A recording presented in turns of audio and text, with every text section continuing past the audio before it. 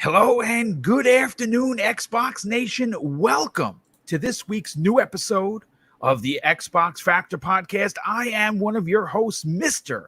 Boomstick XL, and we have an incredible show for you today. So strap in. The next 90 minutes are going to kick total ass, but we're going to open up with some controversy because I guess maybe it's the police officer in me. Maybe I don't like injustice. Maybe I love the little guy. You know how I feel about the indie community. I'm always supporting them. I've had the pleasure of sitting down with several major developers, and I got a few more that I'm going to be announcing very soon that I'm sitting down with, that I'm proud and actually quite shocked that I'm going to get a chance to speak with.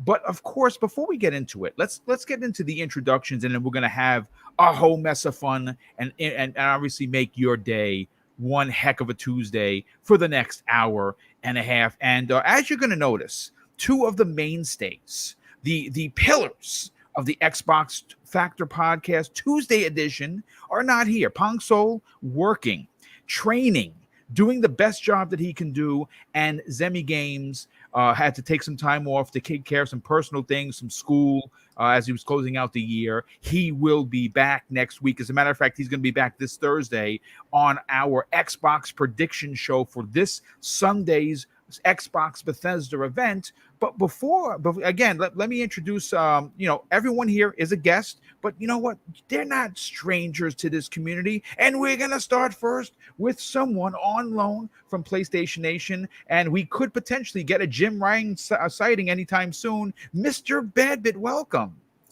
I thought this was a PlayStation show. Where am I? Took a wrong turn. Here, Boom. I took a wrong turn and I'm so lost. You took a left turn at Albuquerque is what you did. That's right. That's right. Oh, God. I thought I was talking about Ratchet and Clank, but here I am. How are you, dude?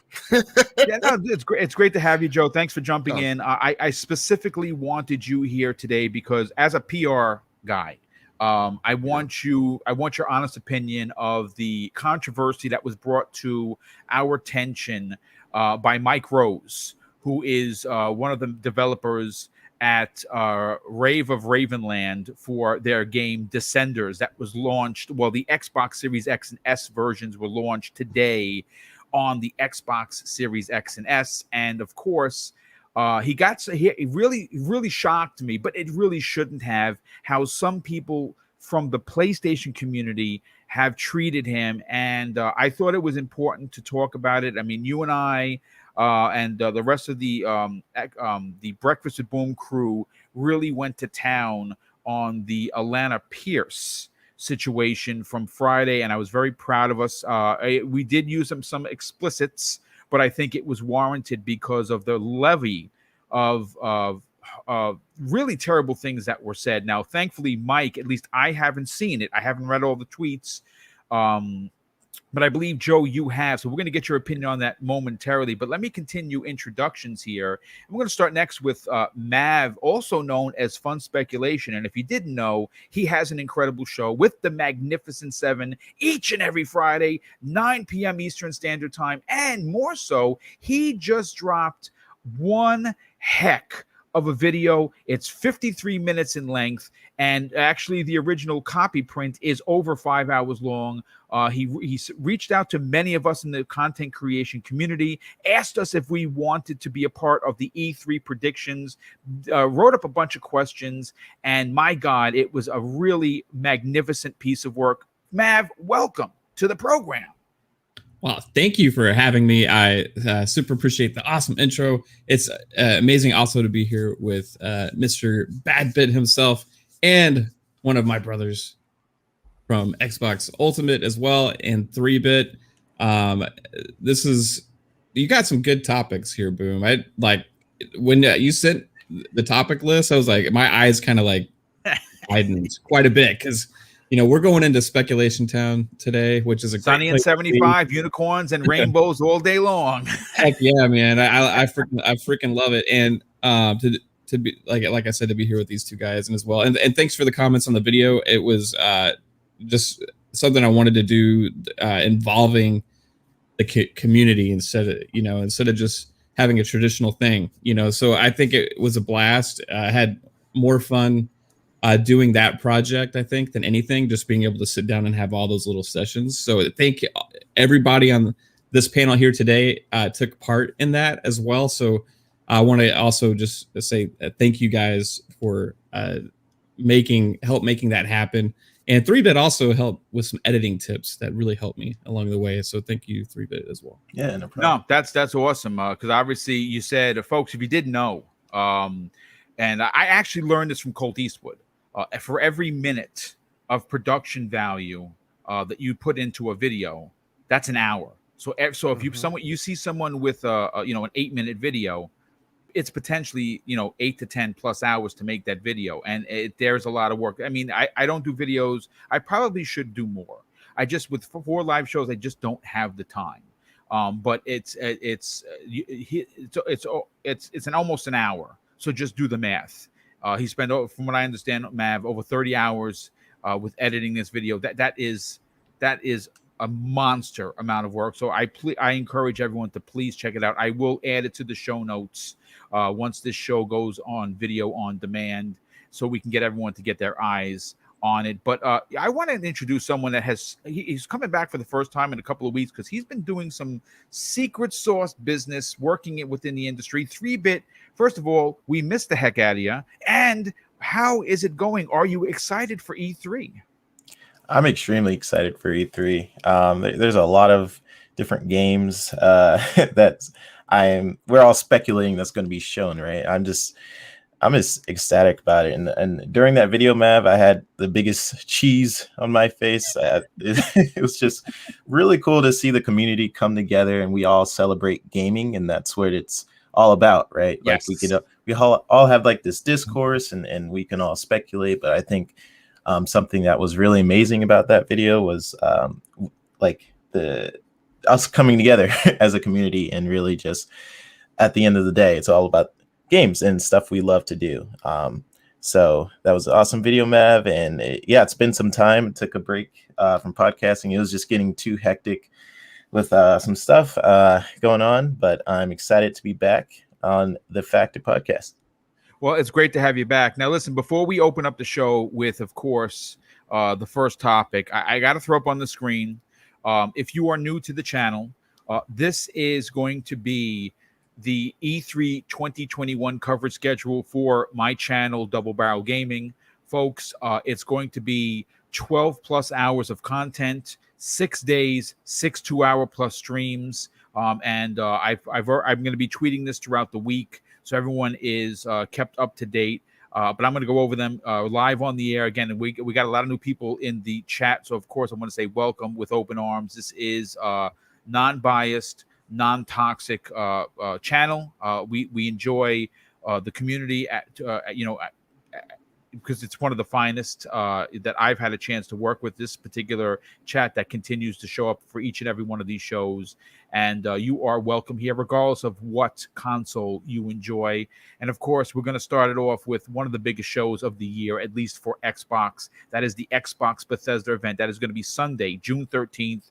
We're going pre-show 11:30 a.m. And once this conference ends, we will be doing a post-show a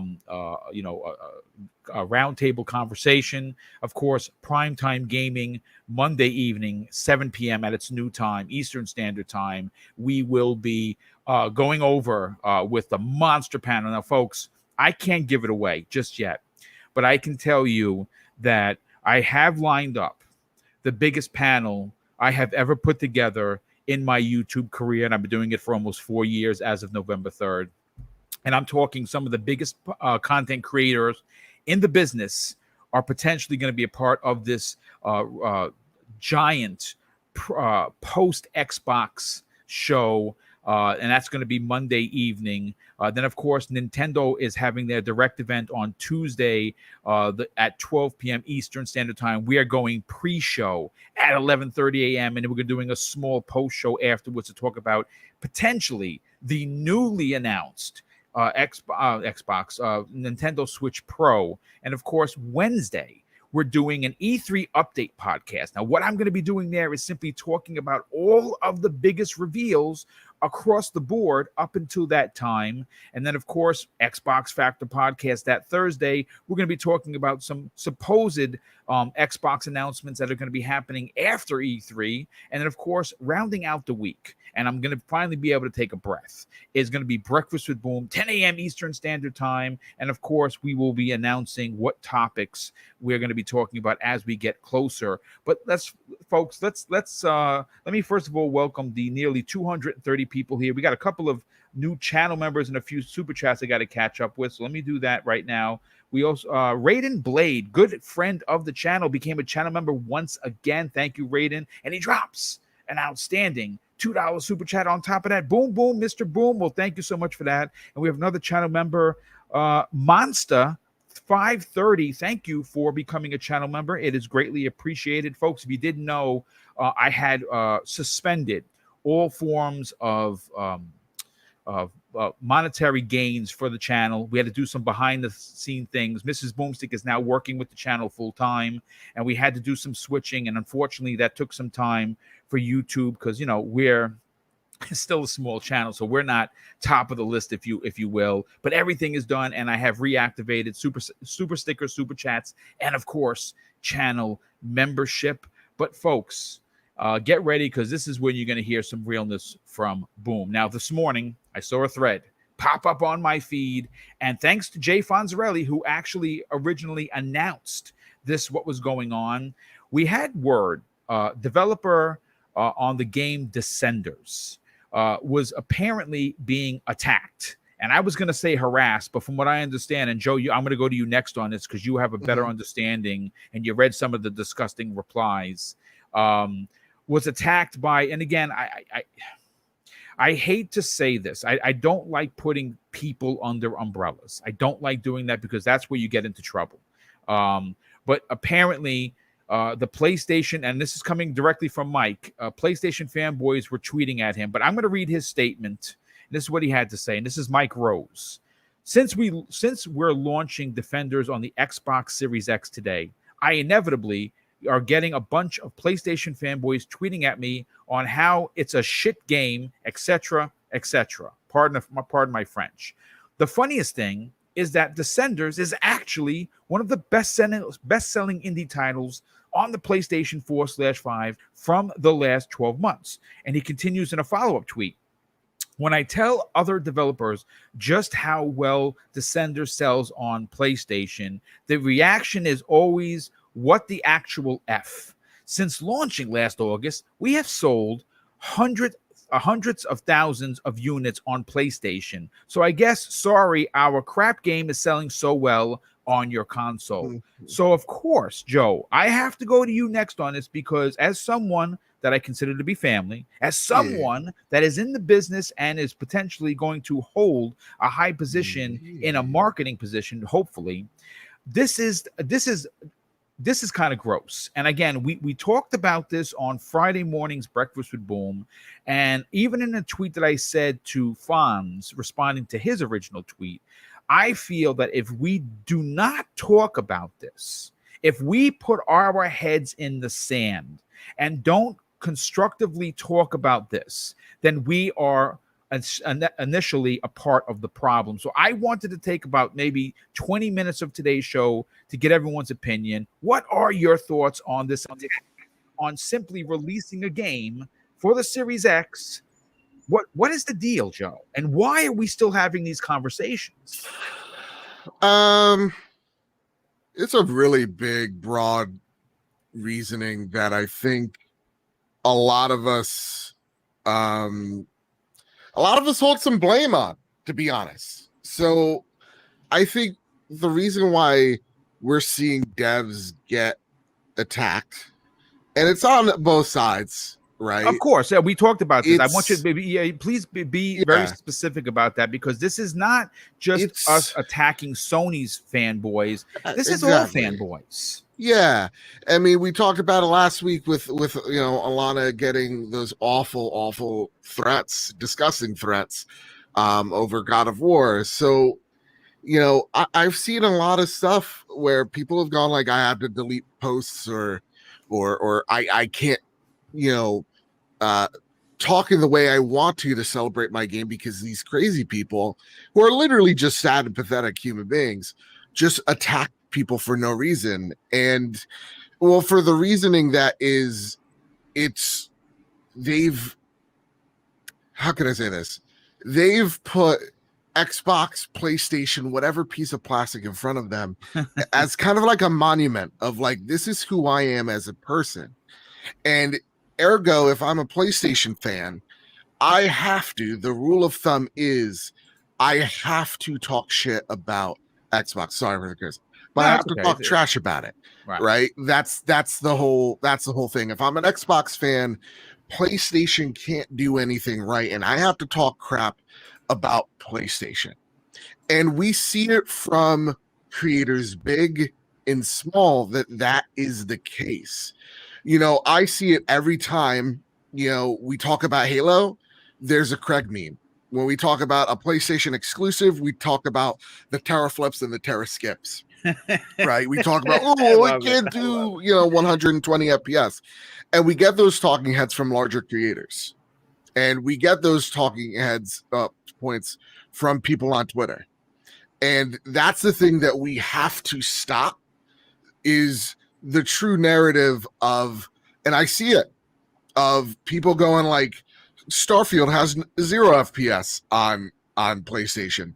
Posts like that are the reason why things like this happen. Yeah, great point. That's a fantastic point, Joe. Well said. We can celebrate. If you love Xbox, you can celebrate it without having to trash PlayStation.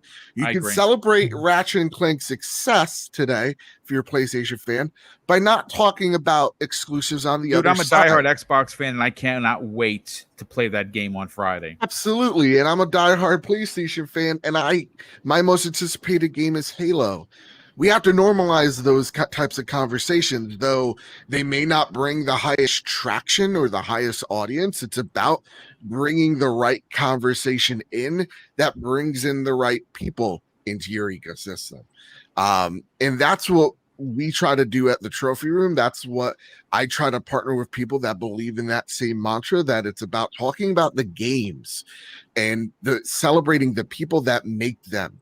Whether it's on your platform or not, that's what we have to do.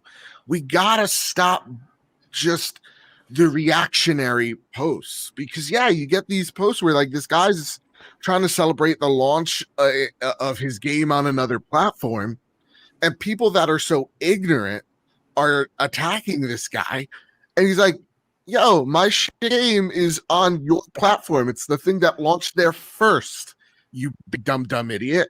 And most of these people are like this. Like, I've seen some people that go out and have reviewed Ratchet and Clank and then get like a comment of like, well, I hope you buy me this game because there's no way this game's gonna sell for $70. And it, like, they're like, I have no control of the price of a that game. Was what do you call it? Tell me who that was. That was was a tweet that was a tweet from Blessing. And to see that, it gets, and he's a really great annoying. Kid. Like, if you ever want, amazing. If you ever want to look at a human being on how you hope kids of his age act in this day and age, go look at Blessing from Kind of Funny. I really like him. Yeah, I've had him on on our show, and he's just like, I remember talking to him and go, man, this kid's on another level. And to see the constant berating of these content creators just because they like a game, none of the arguments that any fanboy has brought up actually freaking sticks. Like, the power argument hasn't stuck. Both consoles are selling really great. The price argument hasn't stuck. Returnal sold really well. Like, Ratchet and Clank is going to sell freaking gangbusters. It is. Xbox Game Pass is profitable, and they're making money on it, and they're expanding on it with cool and awesome Disney stuff in the near future. Oh, and by the way, That's Descenders awesome. in Xbox Game Pass. PS, by the way. Absolutely. All these things need to be celebrated, not this constant. It's the thing that annoys me the most, bereavement of trying to neuter someone's excitement because it's not part of your thing. It's the dumbest thing ever. We have to normalize talking about and the thing that we champion on the trophy room so much is like we're talking about if we're playing on an Xbox or Switch, and we're celebrating those games. And when we're bringing up Xbox, it's in a comparison to PlayStation, it's not a us versus them thing. It's just a straight up comparison of those things. It's nothing of a fanboy-esque era, and we get constantly trashed on because we're not fanboys enough. And I love those attacks because it knows that I'm bringing in the right audience. Because at the end of the day, if your audience is toxic, if your chat's toxic, then means you're bringing out toxic content, and that's not the thing that we want to do. It's not the thing that all of us want to do. We just want to talk about and celebrate games. Yes. And it's sad that we're not doing that, it seems like, on Twitter. Because I remember a day where I thought very naively, I'm like, Xbox is in such a great place, PlayStation's in such a great place. I bet this fanboy shit's gonna be over in no time because it's so dumb. Like, they're both doing so good, and it's just gotten worse. Yeah, it's just gotten worse. It's like, I don't care what you're gaming on. I just care that you're gaming in the first place, and that you're a good, decent human being. That's all I care about. Yeah. If you bought a PlayStation today, tomorrow, whatever, you're a fan of that thing. It's just like I say about Star Wars. You're a fan of Star Wars. It doesn't the time you entered does not mean you're a bigger fan of it than me or anybody else. Because my whole point is we're celebrating the things we love. It does not mean we have to trash the things that at the end of the day we may not partake in. Like, I don't like Star Trek, but I'm not here calling Star Trek people dorks because they like Star Trek and not Star Wars, right? That's what we need to get back to. And it's something, not even get back to, because I don't think we were ever there. That's where we need to get to. Yeah. And it's sad because in the YouTube culture, in the Twitter culture, that's never going to be the prevailing thought. And it's sad that that's not the case, because honestly, games are better when we're celebrating it and not having this constant tug of war between which console is more powerful, which console's got the most games, all that not nonsense stuff. It's when we're talking about our ecosystem and celebrating that ecosystem and bringing critical thought to that ecosystem that we actually make that ecosystem a little bit better. That's that's my TED talk, is that we just got to get better and treat people better. And when you see a comment that you don't like, you have to bring the positivity out. Don't engage with the trolls. Don't feed them. I rarely ever do. That's what y'all have to do, and bring that same energy, but in a positive form. If you see a negative post, do your best to create a positive post talking about something that you love. Because if we're just attacking people constantly, that's what Twitter becomes. It becomes that toxic place because we allow it to be that toxic place. Spread the positivity. Yep, I love it. You can't get any better answer than that. Let me catch up with some of these super chats as we welcome in 325 plus people. That is awesome. East Texas Alex, good friend of the show, he drops an outstanding $5 super chat and says, just wanted to say how much I appreciate all of the positive and wonderful live content you've been doing, and I'm looking forward to next week's content. Oh, thanks, East Texas. That's awesome of you to say, and I'm glad that you're going to be around to check it out. Yeah, it's going to be a busy week, but I can't not wait to do all the coverage. Drawn TJ drops a very generous $5 super chat and says, good morning, Boom and panel. This is going to be a killer show and topics. Yeah, dude, wait till you see. We have some good stuff. Dan Lazaro, good friend of the show, has become a channel member. Once again, thank you for that. Raiden Blade drops a $5 super chat and says, Mr. Boom, like the ILP, your channel is growing and blowing up. Go there, Xbox podcasters and neutral channels. Yeah, I mean, listen, I love my brothers at Iron Lords, and they're closing in on 10K just like I am, and I could not be more happier. That is, man, those are my brothers, man. I cannot say enough about them. I can tell you that next Monday, the primetime gaming, where we are going to be covering what happens this Sunday, Lord Cognito is going to to be part of that panel. I'll just give a little tidbit to one of the big, I consider him to be a big time content creator, and he's going to be joining us to give us his opinion on what happened the Sunday before.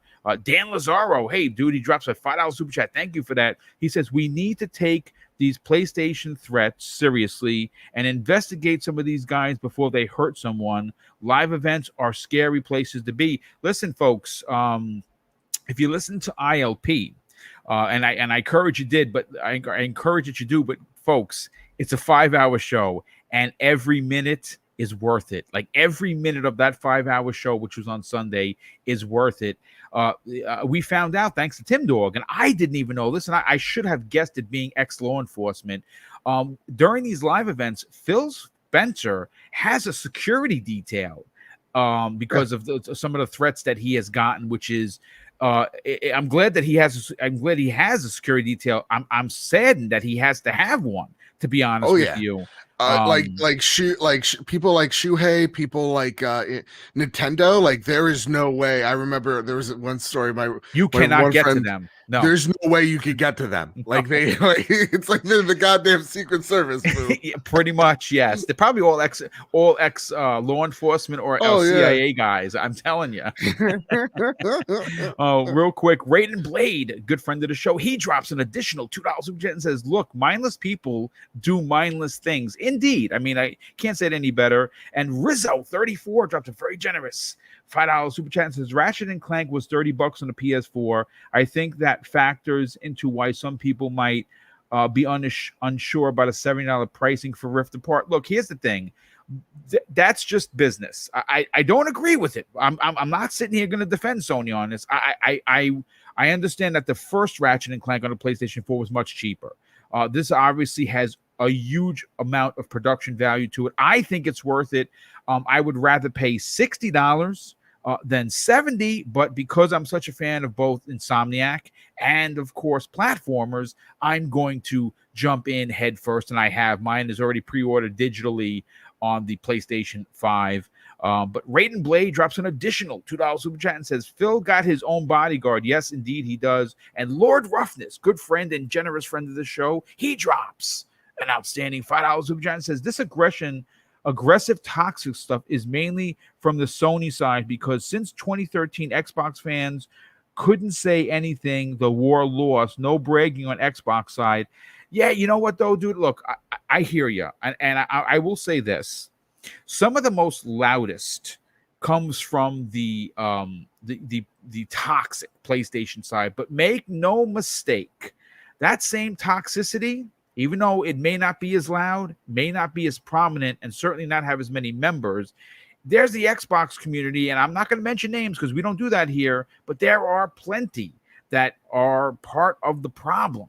And I just think that overall, we need to get over the plastic wars, like what you like, and just play games.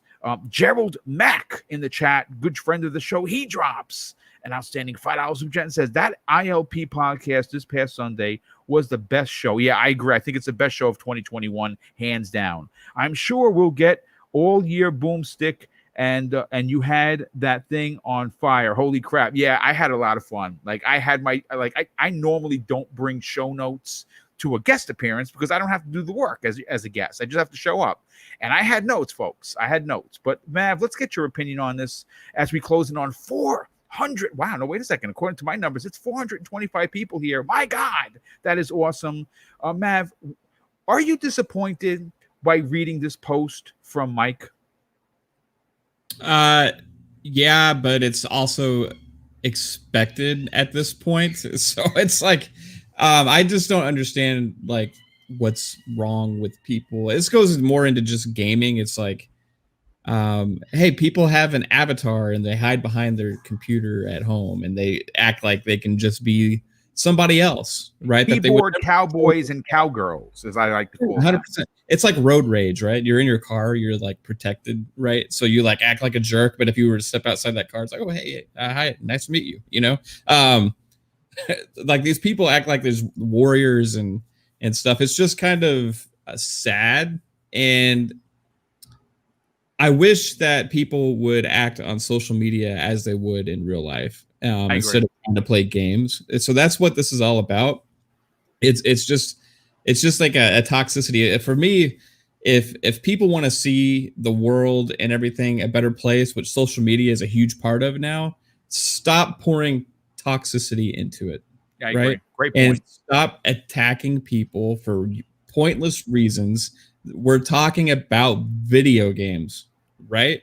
Video games are a form of entertainment, which is an optional thing that are meant to be fun. If you don't like something, don't buy it. If you don't like what somebody says, keep scrolling. If you, it's like some of those comments, like somebody says something that you hate, and then you have to blast it all over the place, right? And it's like these people get so much attention, and that's why they do it. They do it for attention, and they're attention-seeking little toxic trolls that have no life except to try and play mindless games. And it would be better if they just like had their internet revoked. I don't know, man. It's just pointless. It does no service to anybody. Let's have fun with gaming, and let's have fun celebrating games, especially when a game goes to a different platform. I think Joe hit all the notes like amazingly perfect, so I'm not going to add too much more to that. But yeah, let's just keep it fun, right? Like why be negative for no reason, right? Yeah, no, I absolutely agree. I think that, negativity is a part of life. I get it. I'm not a boob. You know what I'm saying? But I also think that there's a time and a place for it. Listen, again, unfortunately, people don't act their age. They act their shoe size, especially when it comes to being on social media, where there's no real responsibility to what you tweet or what you write, because there's no one going to either punch you in the face or kick you in your ass. I think that if that happened, you'd see a lot more less of this nonsense. But closing out the topic, and again, I don't like to start negative, but I thought it was an important conversation.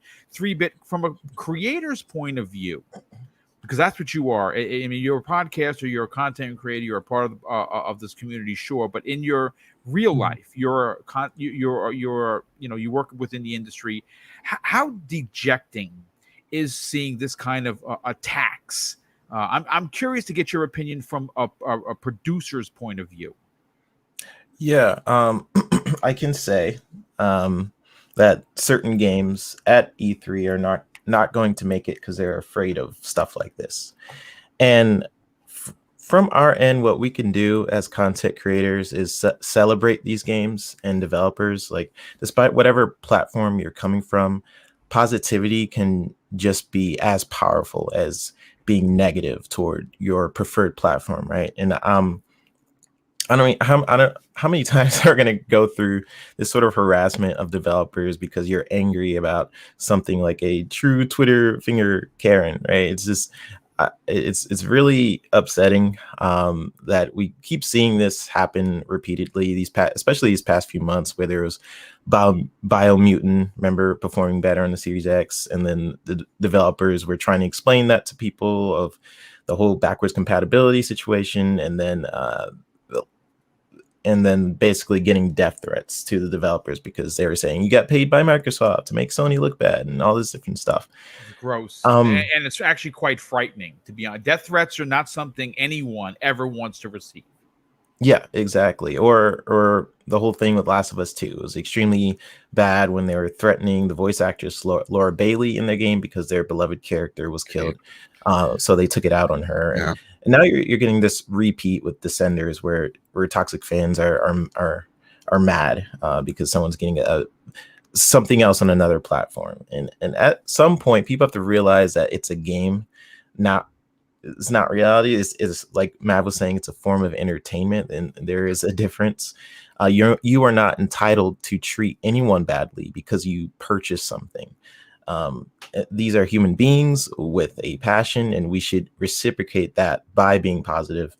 And the mentality of where people can get mad because someone else gets a game and you feel the need to down it, like a lot of fans, even like media sites was doing with MLB The Show.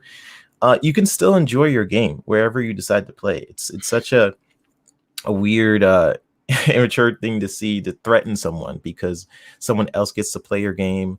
If that is the ecosystem you prefer, then awesome, more power to you. I prefer the Xbox. Some other people prefer the PlayStation, and it's okay not to like a game. Like, that's perfectly fine. But if your intention is to threaten someone because other people are getting the game, your worldview can become very small at that point. And just spread positivity, as Mr. Badwit was saying. Twitter can be a toxic place, but it is a small portion, and it is not everyone. Toxicity can be the loud vocal majority, so spread positivity to make it a minority.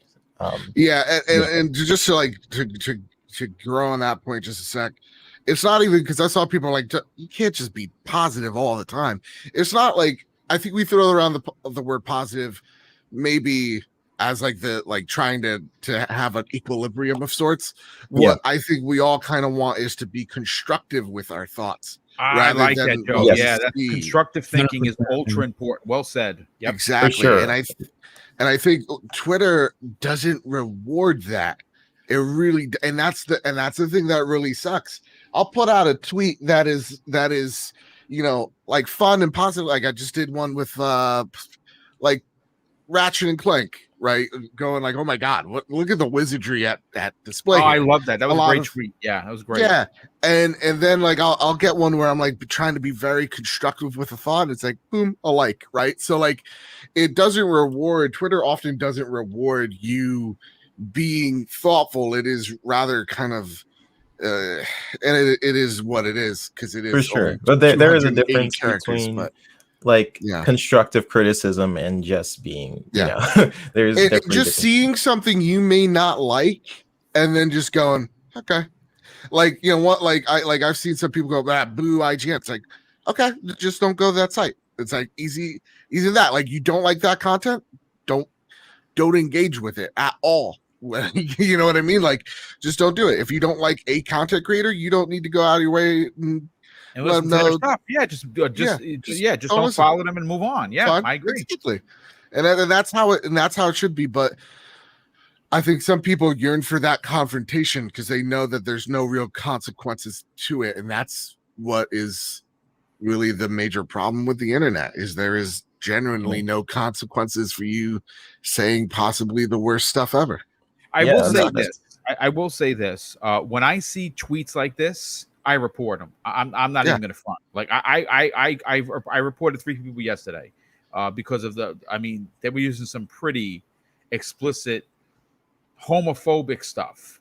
And obviously me and Mrs. Boomstick and I, huge supporters and proud supporters of that community. I will not stand for it. If I see you putting that out there, I'm fucking reporting you. Oh, sorry, my French. I don't like to curse on my own show, but yeah, I get emotional when it comes to that stuff because I love everyone. Everyone matters to me. Black, white, blue, race, creed, color. It doesn't mean nothing. It means nothing to me. If you're a good person, I'm going to care about you. And I think that's super important. So when I see that stuff, if you see that stuff, you see threats, folks. I'm not saying you should have to. No, I'm ex-police officer. So, of course, I'm always going to think, with a police officer's mentality that I got to protect people because that's what I swore to do back in 94.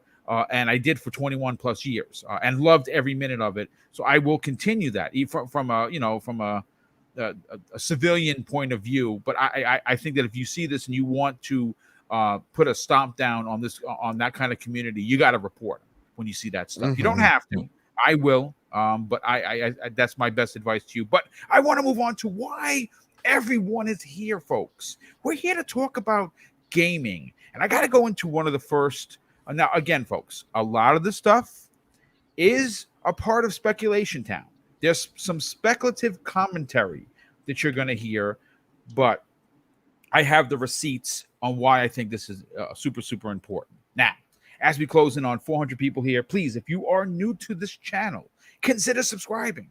If you are already subscribed, please help me, help you, help Twitter and help YouTube, and get the word out there for Double Barrel Gaming. And let me try and win a war of these algorithms because I'm always losing for some reason. But yeah, hit the like button. It helps more than you could possibly understand. Okay, so now this is a good one, folks. I wrote this and I got goosebumps. That's how I know it's good. Now, I don't know how I missed this. A couple of weeks ago, right? Now let me just rewind for a second. With social media, it's for me, social media, when you look at it as a whole, it's a developer's playground for teases. And the opening topic for gaming talk is going to be regarding Microsoft's potential first-party team-up.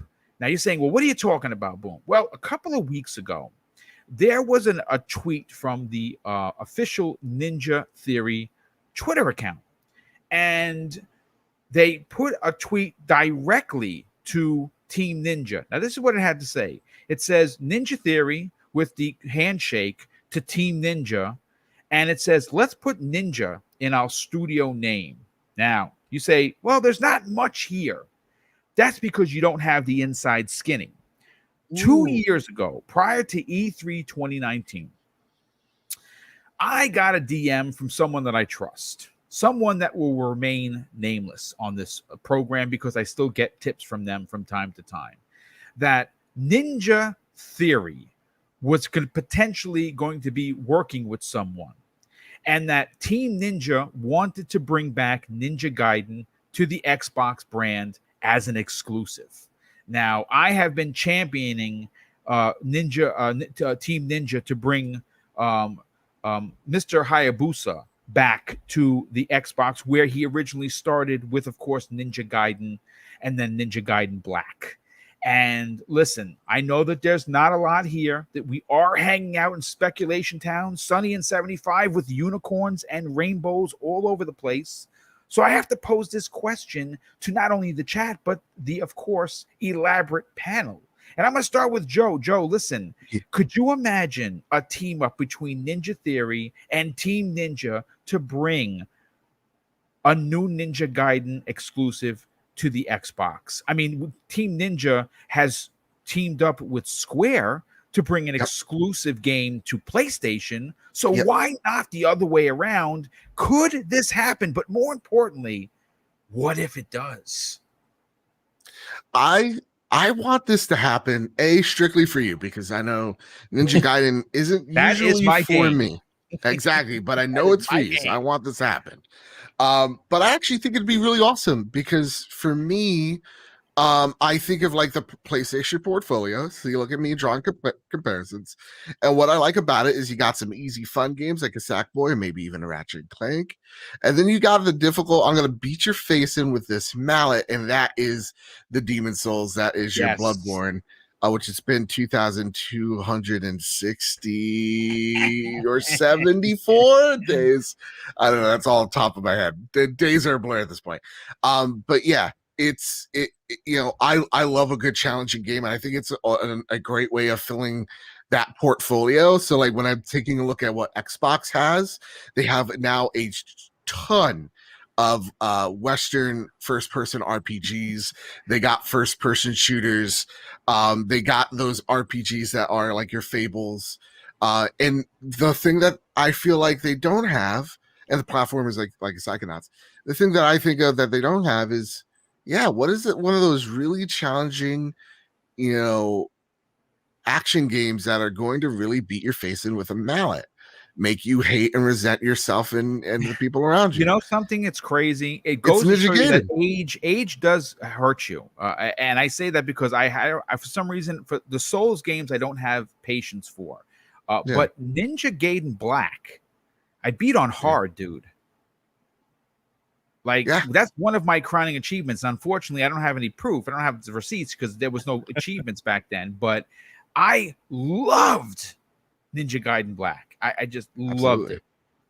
Absolutely. And so, like, that would be just such an awesome thing. And it's also, if I'm not mistaken, at this point, it's kind of, though it's been on all platforms, I think it's kind of synonymous with Xbox. At least when I think about it, I am thinking about the original Xbox Ninja Gaiden. So, like, for me, I would like to see this, man. Just strictly for you, Boom. I want to see you happy. I want to see your face like how I imagine my face when I see that Bloodborne too. So I want this. I want this. I want this for you, buddy. You know, I mean, and I appreciate that. Mav, I got to bring you into the conversation. You know, I said this on last night's primetime gaming, which was a masterful episode. We had Scrub Nurse, who's in the chat, making his debut. The guy is smart as sharp as a tack for sure, and he's going to be coming back in the coming weeks to talk about what happened with during E3, and he completely knocked it out of the park. So if you missed that episode, definitely go check that on VOD. But I am not a coincidence kind of a guy, Mav. I like when these companies do this. I feel that it's almost, I know that sometimes there are teases. Sometimes there really is anything. But I find it almost awkwardly suspicious that they would say, hey, let's put a ninja in our name, Team Ninja, Ninja Theory. I don't know. And again, I heard something from, again, nothing substantiated, obviously. It is a rumor, so take it with a grain of salt. But I heard something a couple of years back that we could potentially get a Ninja Gaiden to come back as an exclusive. But hearing that Ninja Theory might be a part of this, well, now you got my juices flowing. What are your thoughts on this? Well, for one thing, they have the DNA to pull it off, because not only have they made things like a Hellblade and stuff like that, but if you go back, they also made Heavenly Sword, which was fantastic. And they've also made DMC, yes, the Devil May Cry game, which a lot of people were kind of down on. But if you took it as itself and didn't say it had a fantastic game, dude. Oh, the action was amazing. I freaking loved that game. It was a great playthrough, right? And it kind of reminded me of some of the action back from Ninja Gaiden back in the day, right? So I think they have the DNA to pull this off, right? And it just makes sense. The other clue is, like, in that tweet, didn't they do the handshake emoji? They did, right? Yes. Like, hey, that a handshake signifies to me a deal has been made, a partnership. Yes, yes, it does. You know? Now, also, I'll add another little piece to this. Boom. What do companies do sometimes to try and reinvigorate a little bit of hype for a franchise, right? To bring people to maybe get familiar with something and kind of test the waters a little bit to see, okay, we're going to launch this in preparation for something that we're going to announce later. Yep. There's a Ninja Gaiden collection about which I've already purchased, by the way. Yes. So if you add up those other pieces, this looks more and more promising, because that is something that numerous companies have done before, is release their remastered collections or things like that in the lead up to a new game, to try, especially when it's an older franchise, right? So this makes complete sense. I hope it's true.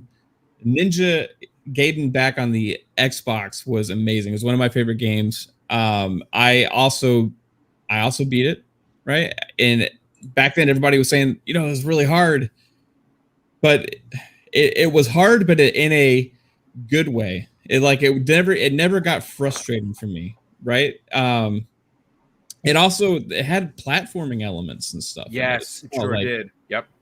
There was a lot of cool stuff in that game, the story, the characters, and that was Itagaki at his best, right? Absolutely his best work to date. Yep. That was my top Itagaki game for sure. And I hope, I mean, the one thing is, people have to, like, when they say, hey, it's going to be a Ninja Gaiden, you have to understand it's probably going to be different, right? It can't be. Because Itagaki is no longer with that company. Yeah. 100%. So it's not going to be exactly that. It'll be a new take on it, which I'm okay with, because me too. I think the characters and stuff all in that world are worth bringing back. And I think if Xbox is involved in this, and Ninja Theory is, and also Team Ninja, then you're putting, like, a lot of talent, and that means they're respecting the franchise, and they're going to treat it and do it the right way. So that if that is the case, it has me super pumped because I've wanted Ninja Gaiden to be back so badly for such a long time. The last one was not what it should have been. It was awful. And if Yeah. you're talking about the one that looked like a cartoon with the zombies, my God, talking about falling from grace. Yeah, that was kind of strange. You know, Yes, it's like didn't fit the franchise, you know. So I think that you know, they have a chance to bring back this classic IP that dates, like, if people forget, Ninja Gaiden was also a rebirth of a franchise that already existed, right? On Like on the 8-bit, yeah, on the NES, yep. So that game was hard as balls. Yes. This franchise goes back to like console gaming renaissance days. I mean, this is one of the crown jewel franchises that deserves to remain and stay at the forefront. Bring it back in a big way. Ninja Theory, Team Ninja, let's go. Game Pass day one. I'm hoping for it. Oh my! Listen, I don't care if I got to pay $70 for this game. Yeah. It's Ninja Gaiden. It's Team Ninja. It's Ninja Theory. Sign me up, but we know it would be in Game Pass. 3-bit. Let's get your ninja skills and put it on trial. This is a historic franchise. But what's more historic than the namesake in Ninja Gaiden are the two companies potentially involved: Ninja Theory and Team Ninja. Now, of course, Team Ninja is not the same Team Ninja from back in the days, but that doesn't mean that they don't have the skills. Matter of fact, I would dare say they have just as much skills as when Itagaki was running that studio. When you see this happen, when you see the handshake emoji, do you believe in coincidences, or do you think that there might potentially be something here? I definitely think there is something there. Like Matt was saying, a handshake usually signifies a partnership, right? And I think a lot of good points were made. That if you look into Ninja Theory's past, they did make Heavenly Swords. What is it? Which was that PS3 exclusive with the girl with the red hair, and then they worked on Devil May Cry, then Enslaved, underrated game. So Enslaved was dope, dude. Yeah. Amazing. And I think Andy Serkis was like, yes, he was performance big for that part game. of that. So underrated, and people need to definitely check that out. But they made pretty great third-person hack and slash titles, and Team Ninja, on the other hand, is most notably known for Dead or Alive, at least right now, and which is like a traditional, like, fast-paced fighter game. So I'm thinking it makes sense to team up with Ninja Theory's past and sort of basically everything seems to line up pretty well. Now, what confuses me is because around this time that they posted that tweet, Team Ninja was also getting ninja rumors about developing a PS5 exclusive that is a Final Fantasy game. Right. And some of the leakers was comparing it to a Souls-like game or something equivalent to like a Star Wars Jedi Fallen Order. That happened around the same time I seen this tweet that I was like, what is going on? You know what? So I will tell you, though, their studio was pretty large. Yes.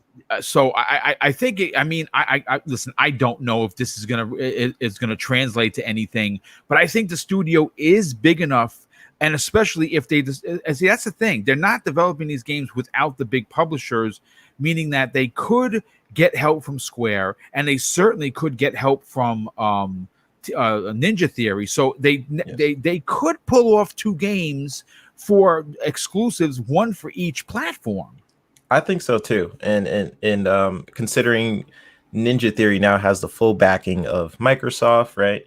And I'm pretty sure Phil would definitely love for this to happen. And introducing a brand new Ninja Gaiden title, and they had the collection, which will pump people up for a brand new, like a reboot, or maybe even a next installment of the game is really smart. But yeah, I think it's going to be really exciting if this happens. Ninja Gaiden has been way too long since another Ninja Gaiden title has been bred, and I'm looking forward to it. Yeah, that makes two of us. I mean, listen, folks, I don't think I'm suggesting anything outrageous when the collection, the HD collection, is going to be released very soon. I think that they're fanning the flames. They're certainly willing to test the waters to see if there's an excitement. And if we talk about it both on social media and on shows like this, I think there's a good shot that we could potentially get a new Ninja Gaiden, specifically by Team Ninja and Ninja Theory as an Xbox exclusives. And for me, the check boxes are yes, yes, and yes, please. But before I move on to the next big one, and this one is spicy, this one is tasty, I got to catch up on some of these super chats. Gerald Mack of the chat drops a very generous additional $2 super chat and says this: if you're not a gamer if you hate either platform. You know what, dude? I think I'm going to sanction that. I'm going to give you my thumbs up for that, because I don't think anyone should be hating on platforms. If you don't like a platform, that is okay, but don't hate on it. Davikin89 drops an additional very generous $2 super chat and says the social media algorithm rewards toxicity. Yes, exactly. and unfortunately, this is why I'm never going to hit 100,000 subs, because I'm never going to sell my soul for subs. I'd rather just be a positive knucklehead than a toxic a-hole and have 10,000 subs. I'll be okay with that. That's fine. Raiden Blade drops a very generous additional $2 super chat and says, Mr. B, I got to put $2 in the profanity jar. I'm dropping it as we speak. RRD drops a very generous $2 super chat and says, shout out to Psychic Boom. Well, thank you so much for that, brother. Definitely appreciate you being here. And of course, the generosity. And let's see, I don't want to miss one. I think another Raiden Blade came in. Yes, Raiden Blade drops, wow, another $2. Thank you for your generosity. He says, Mr. B, Ninja Gaiden teams up with Shinobi. Imagine that. Oh, hello. Yes, please. Because Shinobi is still the OG dopeness. Raiden Blade drops an additional $2 super chat. Thank you for that. He says Gaiden can be put in the same light as Halo. Yeah, I would say that you can put Halo there with them, because they're both OGs for sure. And Lord Roughness, generous friend of the show, says, hey, Boom, I'm playing Far Cry 5 at the moment, and it's fire. Yes, I absolutely loved Far Cry 5. And he says, and at E3, I need Xbox to announce Far Cry 6. Yeah, I think that's Game Pass day one, dude. Like, I really do. I think there's a deal there. But, folks, get ready. Strap in, because this next topic is pretty dope. Let's see. Where are we now? Okay, so we'll get to the Forza one after this, because the Forza one is kind of dope as well. Listen, folks, as we approach Microsoft's E3, at the showcase, which is 6 days away, little tidbits are starting to come out regarding potentially new acquisitions for Team Xbox. Now, adding more to the already staggering 23 first-party studios and 35 plus teams making games for Xbox Game Studios. Something is going to happen at this E3, and this is next. This next one has been something that has been floating around. There's been industry rumblings. It's a smaller studio, but one I believe brings a huge amount of wealth should it come true. And of course, you want to know what studio Boom is talking about. I'm talking about the team that brought us Rise, Son of Rome, and the Crisis trilogy, Crytek. Not only, if this is true, it's going to be a huge get for the IPs, but because of the tech that comes with it, folks. All you have to do is look at some of the gameplay I've played in the last couple of weeks of Rise, Son of Rome. That game is 8 years old and could still, Joe, you said it yourself, that game looks like a typical Sony IP. It's brutal. It's realistic graphics. It's gory, and it seems to be fun as heck. I think that Crytek could potentially be that studio, or at least one of them. Now, I have to shout out my brother, Tim Dog. And Tim Dog, obviously, he knows Phil Spencer. He knows Aaron Greenberg. He knows Matt Booty. Hell, he probably knows everyone at Xbox. And he tweeted something, and he took it down. And I'm wondering why. And he tweeted 27 studios instead of 23. And that tweet was taken down abruptly. Now, was it a mistake? Was it an accident? Was he letting the cats out of the bag? I don't know. But Joe, I got to go to you first. Listen, Mhm. Crysis just announced their HD trilogy remaster. Again, we Right. just talked about that with Team Ninja. They don't release these things unless they are probing or looking to get the temperature of the room when it comes to the community.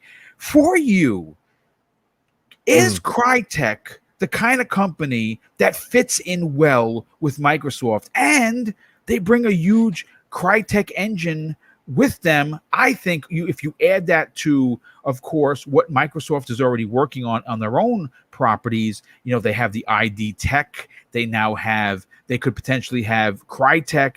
They would be sitting pretty, and we would probably get a Rise Son of Rome 2, which was rumored to be in development. Yeah. I hope this is the case, because and this is the acquisition that I would like to see from Microsoft going further. Like, I don't like, me, I'm a broken record when it comes to publishers. I'm like, you got Bethesda, think that should be enough, because that's kind of frightening. That type of consolidation really does scare the crap out of me. We're going into that Blade Runner world, and it's scary. So that said, this is the acquisitions I want. I want some smaller studios. I would like, double A, smaller triple A like studios added into the repertoire, because these people are incredibly talented, and they have built something out of nothing. And seeing Crytek, I got some funness for them, because Crysis 2 is one of my favorite multiplayer games ever. That was my peak. That is my pinnacle. You give me the controller right now, you fight me in this 1v1 me, bro, it's not going to end well for you. If you don't know, first of all, if you didn't know, it was because of Joe's skills that we made it into one of the final rounds of the Halo tournament. PS, by the way, and he's a PlayStation dude. So there you go. And I've beaten Ains numerous times. And if you at Ains right now, you get real angry about it. Yeah, I love it. Oh my goodness.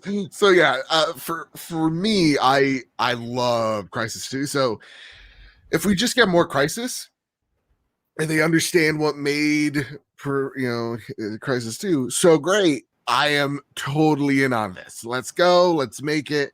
You also get, Rise Son of Rome as well. Oh my God. Yes, please. Reboot, sequel, whatever the case may be, there as well. Like I think there's a lot there for Microsoft fans or Xbox fans to get really excited about.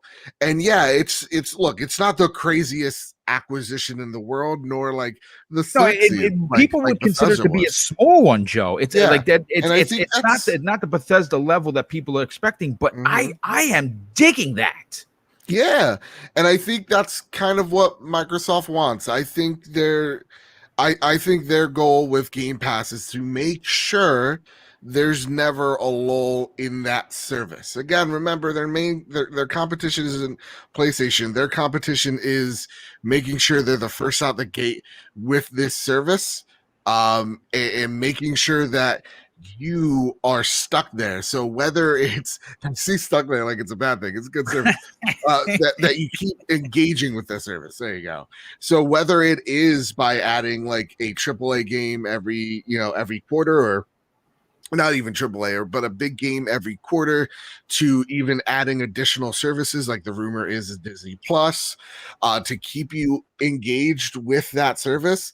That's why they want you on. It's similar to that of like Verizon, when they're like, hey, get PlayStation Plus or Game Pass or Spotify for free for a year, or Hulu for free for a year. It helps build that service out.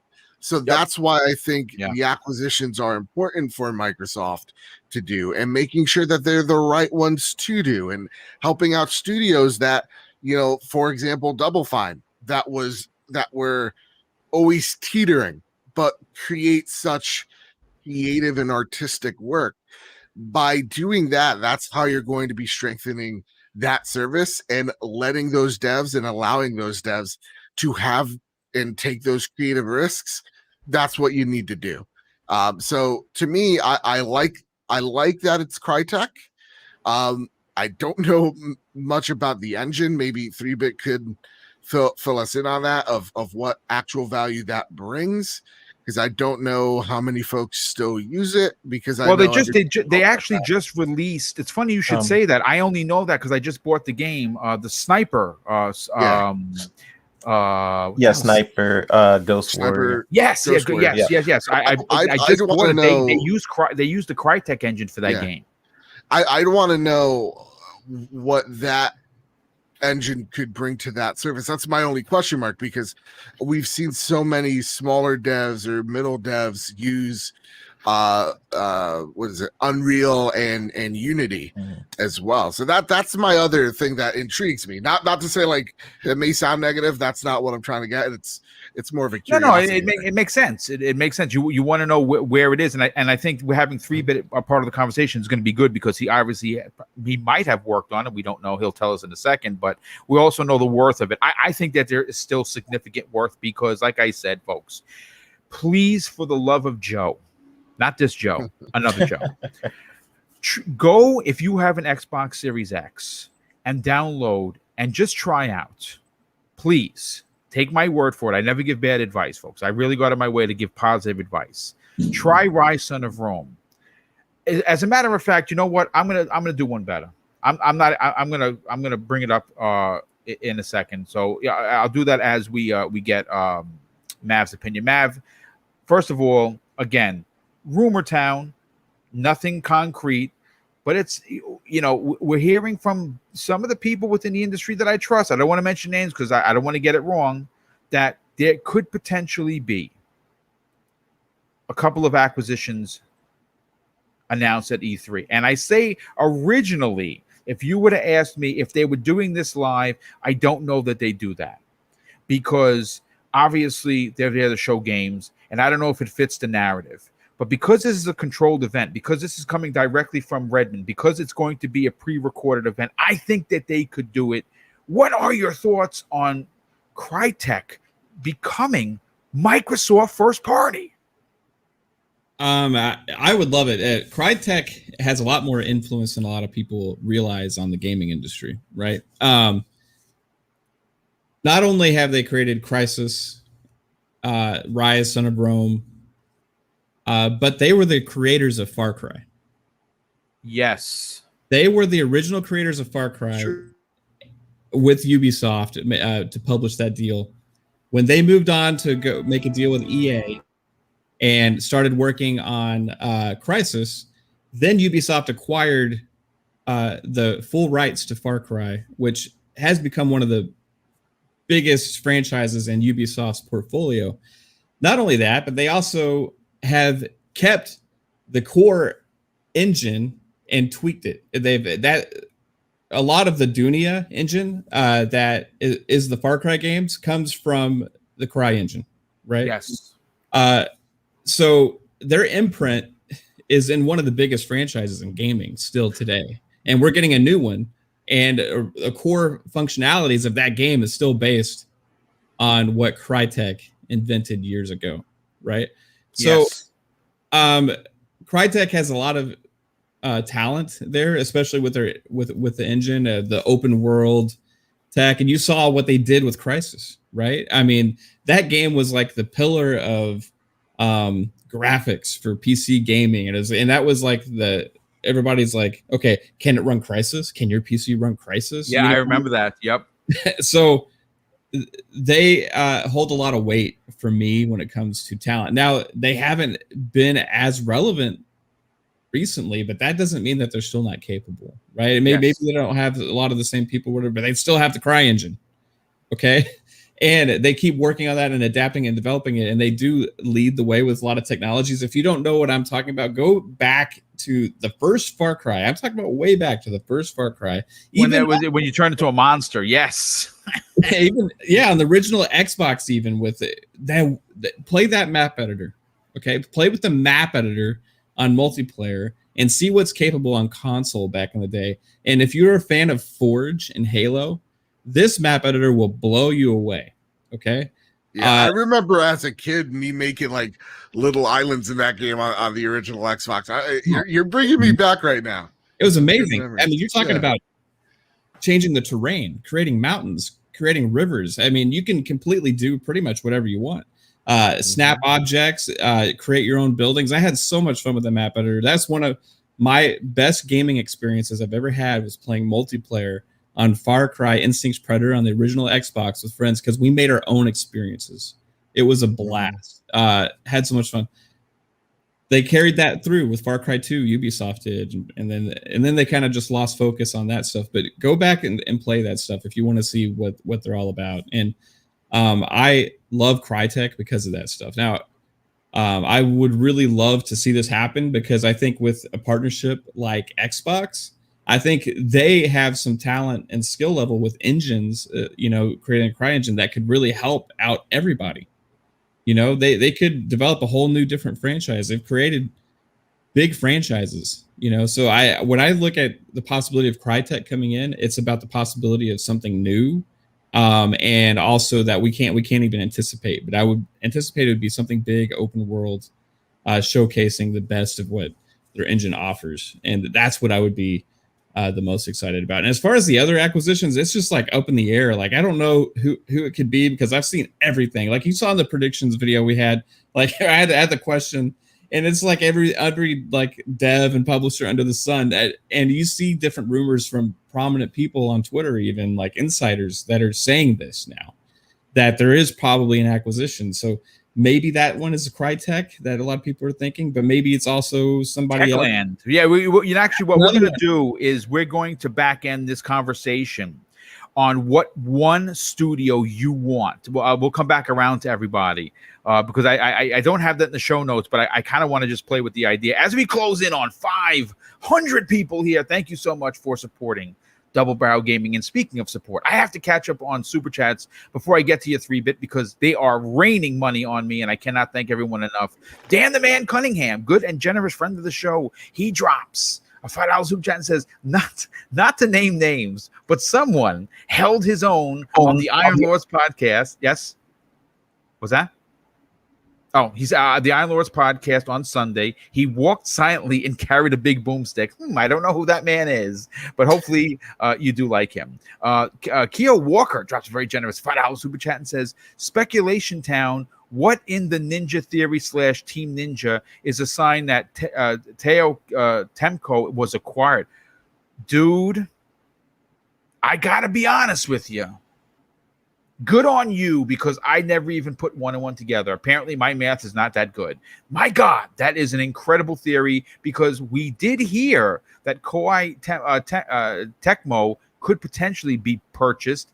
That is pretty damn interesting, dude. And we had, let's see, okay, this one is ridiculous. Z Black Rider, good and generous friend. I think it's too generous. He drops, folks, an outstanding and ridiculous $50 super chat. My God, thank you for the generosity. Boom, you play games like my daughter. You know what? I bet that there's a compliment there, and I'm proud to be in the same company as your daughter, my friend. Thank you for that. That's very kind of you. We also had JD Gamer, generous friend of the show. He drops not 1 but 2 super chats. The first one is, wow, $20. I would love to see Microsoft acquire Techland, People Can Fly, those 2, yes. Crytek, NetherRealm, wow, that would be big. Telltale Games, Monolith, and Sega, and add 5 studios to Xbox Game Studios, then split it up in half with Matt and Sarah both running 10 studios apiece. Listen, folks, that's one of my dream gets. To interview Sarah Bond. I'm going to throw the hook out there. I don't know if it's going to happen. I think my channel is way too small to even suggest it, but Sarah Bond, I think, is someone ultra special. I think that she is going to potentially be Phil Spencer's successor. I was talking with Cognito from Iron Lords podcast this morning. We're brothers, so we talk almost on a daily basis. And we were talking about Sarah Bond, and I was like, yeah, that's my personal dream get as an interview. I'd be nervous as hell, to be honest, but that's who I think is going to succeed Phil Spencer, to be completely honest. And I think she has the chops to do it without a doubt. So let me just wait, hold on a second. Okay, so we got that one. Wow, there's a lot of super chats came in here. Okay, the second one from JD Gamer. Thank you for the continued support. He says, I forgot one studio that MS must acquire, and that's Asobo. My God, Asobo. Wait till you listen. I have an insider that told me Boom. When you see Flight Sim on the Series X, you're going to crap your pants because you're not going to believe it. And that's coming out this summer. I cannot wait. Now, I'm not a flight sim dude. I'm going to be honest with you. I'm more of an action kind of a guy. Yeah. But I cannot wait to see that. And yes, Osobo. I can't wait to see what other people do with it. You know what I mean? Yes, for me I'm no Sully Sullenberger. That's just playing everywhere, man. He continues. It may not even make off the landing pad, you know. Oh my God! Listen, I know I'm crashing many planes. It's awful. It's terrible. Don't fly with Mr. Boomstick. You're probably gonna die. He says acquire that's Osobo because right now the question is, can your PC run Flight Sim? That tech plus Forza tech would be OMG. Yeah, indeed. I think it would be something there. Snakewood becomes a channel member. Well, dude, thank you so much for supporting Double Barrel Gamer. And Gaming with Ripley drops a very generous $7 super chat and says, boom, it's been a while. Hope you're doing great. And I'd like them to acquire Crytek. I want Rise 2. Amazing Xbox One launch game needs a sequel. Well, dude, welcome back. And thank you for the continued support. Glad to have you in the chat. I think I might be caught up. Yeah, I'm caught up. So 3-Bit, let's get your opinion on this. You know, Joe asked a really fantastic question. What is the relevance, or should I say importance, of the Crytek engine to Microsoft? Should they have acquired or potentially will acquire them? Would that be a big deal to get Crytek a part of Xbox Game Studios? So I think it'd be a great partnership if Xbox did add Crytek to their lineup. It would definitely be a power move. You know, considering Crytek owns the Cry engine, which is an extremely powerful engine out there. Amazon bought their engine and renamed it to Lumberyard for Star Citizen. And Star Citizen initially was using the Cry engine. It's pretty much Cry engine, but they just renamed it to Lumberyard. So when you're thinking about how powerful this engine could be, you could look at Cry engine and also look at Lumberyard. And I think if you're questioning whether this will be a benefit to Microsoft when you're adding a potential studio to your Avengers team, which is how I'm kind of looking at Microsoft right now, you basically consider how they fit into your overall vision for potential games. And not only would Microsoft get Crysis, which was the PC killer back in the day, like Mav was saying, but you get even more tech that you can share with other studios. And Microsoft already owns so much technology right now, with the xCloud potentially combining with Orion, which was Bethesda's take on cutting down latency with streaming games, and then Microsoft getting ID Tech, one of the most powerful engines out there with amazing optimization, and basically adding CryEngine to their repertoire would be insane. And the Crytek engine is capable of such like immersive environments. The only bad thing I would say about that engine is the sort of poor documentation, making it harder for new developers to jump into it, learning it for a production pipeline. So you don't see a lot of developers using it as much besides CryEngine, but there are a few. Prey was one of the games that used the CryEngine. Then you have Homefront, right? That was a CryEngine game. New World, which is I think Amazon's new game. I forgot what New World is. I think that was Amazon's take on their MMO game, right? But the terrain tool they have is almost unmatched, and Far Cry was a very good basis on how to push their engine toward more open environments, and they kind of built the engine because of Far Cry. That's why they have Cry in the name, right? I think a lot of people forget because Ubisoft now owns the Far Cry franchise. But it started with just having these open environments and then building upon that. And that engine is just insane for just like open world environments and the optimization of it. And I'm really excited if that is the case. And it just would add even more craziness to Microsoft's already crazy lineup. And they have so much IP right now. I'm in the camp where I don't think they need to purchase a studio to partner with them, but it does guarantee that the deal won't fall apart, right, in the future, like a Sunset or a Quantum Break. Yes, but I'm such a I'm so sad for Rise that that game did not get the recognition it deserved. Because just look at the gameplay, right?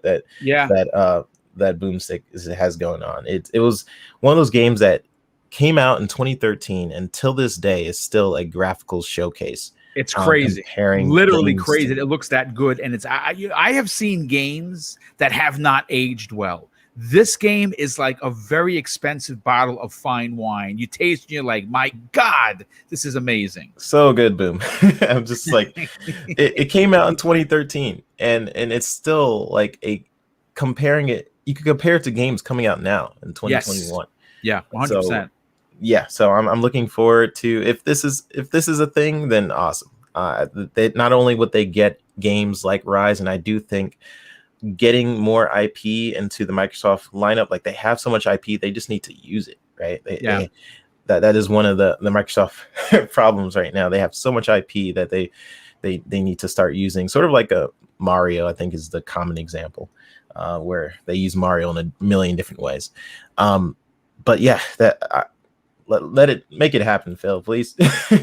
Yeah, no, I agree. I agree. You know, Joe, I want to bring this back to you because you know one of the things that you said the last time you saw me play the footage was like, this really does look like a PlayStation game, and that's a great compliment. That's not an insult because that's what I love about Sony's first person, over the shoulder, adult themed, violent games. Like that's why I own a PlayStation 5.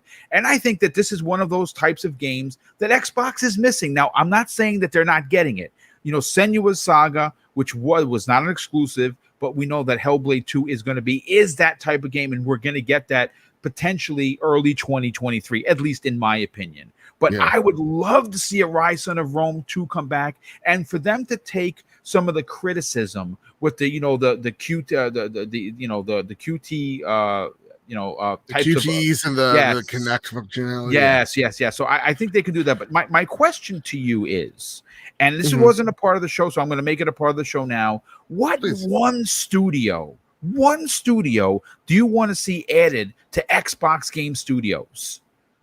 I'm going to say something rather controversial, and I love controversy, especially when it's from you. Good. Honestly, what I'd rather see more than who Microsoft can buy is I want to see how Microsoft utilizes these studios. We often talk about how and after this point I gotta go. So I love you all no very problem, much. brother. Take off. But you know, I when I'm taking a look at Microsoft, I also take a look at what Sony's done with Insomniac, right? Where we take a look at how they've utilized that studio with the short amount of time that they've acquired them. We've gotten 2 stellar Spider-Man games and what looks to be another stellar Ratchet and Clank game, and they're not done. No. So when I see what they've done with just that one studio acquisition, being able to pump out 3 titles in less than 3 years, right? If I'm not mistaken. That's incredible. And that's what I kind of want to see out of Microsoft. When we talk about Ninja Theory, we're seeing them work on, Hellblade, Project Mara, and then we get this rumor of, a Ninja Gaiden game. That's kind of what I want to see. I want to see Microsoft utilize these studios in that type of effective way. So like when I'm taking a look at Obsidian, I would love to see them make another Pillars of Eternity with what they're working on right now with Avowed. It's kind of what we're seeing with Playground Games, where we're seeing them work on multiple Forzas, you assume, while at the same exact time working on Fable. Rare working on Sea of Thieves while working on wherever the hell Everwild. Yeah, and that's what I want to see from Microsoft. And I think that is the truly exciting thing.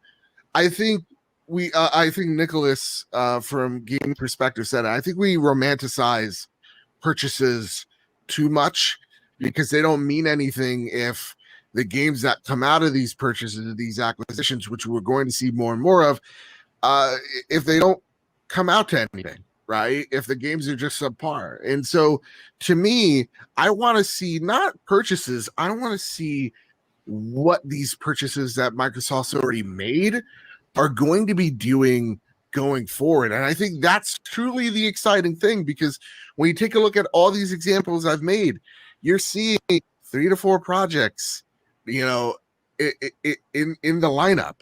So for me, that's what I'm truly excited to see. That's what I truly want to see out of this E3, is seeing them say, here's what we bought, here's the fruits of that labor. I think it's way more exciting than any other acquisition, because you're now actually seeing it front and center. And I think that's the exciting thing. And maybe that's actually a fantastic point, Joe. And on that note, why don't you do your outro, brother? Tell everyone where they can get the best PlayStation and, of course, fairest PlayStation podcast. But I will say that one that even rivals a friend of the show, to you anyway, at least not to me, Greg Miller's, of course, Kind of Funny. We're coming for the crown. So you can find me over at the Trophy Room, or at PS Trophy Room on Twitter. You can find the video version of our podcast where me and my best friend Kyle talk about the latest and greatest all things PlayStation each and every Thursday over on YouTube. Right now we have the video review of Ratchet and Clank Rift Apart. I talked to my good friend Brock. We talk about the highs, the lows, and what is maybe the best PlayStation 5 game out yet. It's a really good interview, a lot of hard work there. And you can also find this week's episode of the Trophy Room on all podcast feeds, whether that is Apple Play, Google Podcasts, whatever Apple Podcasts, Google Play, Spotify, wherever you find your RSS feeds or your podcasts, you can find the show there, and you can find me over at Mr. Badbit. Everybody, I love you all very much. Love you too, Joe. Enjoy the rest of your day, brother. We'll be talking on Thursday. Take it easy, all man. Right, so let's what happened? That was the same guy. Oh, okay, yeah. He had to get out of here. He wasn't even scheduled to be here, but I asked him at the last minute if he wouldn't mind jumping in, because of course I wanted to talk about the PlayStation toxic community, the way they attacked, and he actually hung around. But before I get to you guys, I got to catch up with some of the super chats. First of all, Gamer by Choice, generous friend of the show, has upgraded his membership to welcome. Here comes the boom. Well, thank you so much, because there are 2 tiers. There's a $5 and $10 tier. Either one, listen, folks, I'm just happy that you want to be a channel member. I do greatly appreciate the generosity. We had a couple more super chats come in.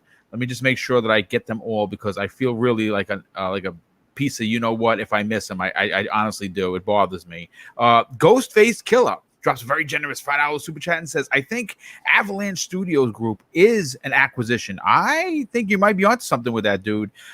He says they have a past relationship with Bethesda and are rumored to be working on Project Typhoon, which I cannot wait to see what the H that actually is. We also had some more super chats come in. Bay Area, good friend of the show, he drops an outstanding $5 super chat and says, for me, it would be Tecmo.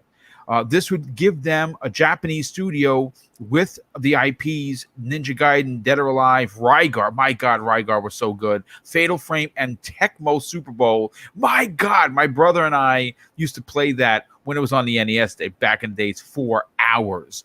Brett Bingham drops a very generous $10 super chat and says, I think someone really big is being acquired this year. It's Xbox 20th anniversary, and that's a legit reason but if the circumstances are right, which I think that they are at the moment, they will. I agree with you there. And JD Gamer drops an additional $5 super chat and says, I want purchases, and more purchases, more IP, more games, more talent. I think we all do. And JD Gamer has become a channel member. JD, thank you for that. So Mav, let's get your opinion on this. If you had your choice, if you were wearing Phil Spencer's pants for a second, and you had a choice of one studio that you wanted to add to XGS, what would it be? Okay, so I'm going to say one, but it's got to happen in a roundabout way. I think they got to go to the Big Daddy to get these guys. Okay. So Satya has to be involved. Satya's got to be involved, and this involves Sega, because this is I love it. This is a subsidiary of Sega. Okay. Now, I didn't even know they were a subsidiary of Sega until I looked it up. I was like, really? that was baffling to me because I never really put 2 and 2 together. But this studio made Halo Wars 2. Okay. Yes. This studio made the Total War games. Okay. They also made Alien Isolation, Which is scary as hell, by the way. And I'm talking about Creative Assembly. Oh, dude, that's a big one. Yeah, that's big. I selfishly want more Halo Wars, and the job that they did with Halo Wars 2 was astounding. They obviously have massive RTS talent at that studio. I'm an RTS fan. They have mastered the way to bring that to console. I want Xbox somehow through their partnerships with Sega, whatever they got to do, just buy Sega, just make it happen. Get Creative Assembly and their massive team on Xbox. Yeah. They if you look at their release schedule, they pump out content. I mean, you're talking about releases almost every year, right? So I think it would be a huge get to go and somehow get Creative Assembly. So that would be my number one. That's a big one. I sanction that purchase for sure. Let's get 3-Bit's final opinion on this. If you had Phil Spencer's pants on, and check his wallet because he's probably loaded, what one studio would you want acquired, and would you be proud to announce at E3? If I was Phil, I'm sitting in my little table, and you have your shelf behind you. Got the shelf, right? There's a couple I could think of, but I'm thinking it'd be really interesting if they went ahead and talked to Discovery to go and buy the Warner Brothers studio with Rocksteady and basically the whole lot. Get Rocksteady, get Telltale something. I think that would be good, not only because of the games and the talent at those studios, but considering most of Microsoft is using the Unreal Engine already, and Rocksteady is pretty much they're very good at the Unreal Engine. If you look at Arkham Knight and how beautiful that game was, come on. They could definitely do some amazing things with WB. Now, I don't know about the IP. That's a whole thing that we actually brought a sort of a guy in the industry, like a lawyer on our show. It was me, Mav, and we basically talked about the potentials of that. You want to go into that, Mav? I think that was really interesting of the potentials of what could happen with that whole basically acquisition of Discovery and Warner Brothers. If it's possible, why isn't it possible?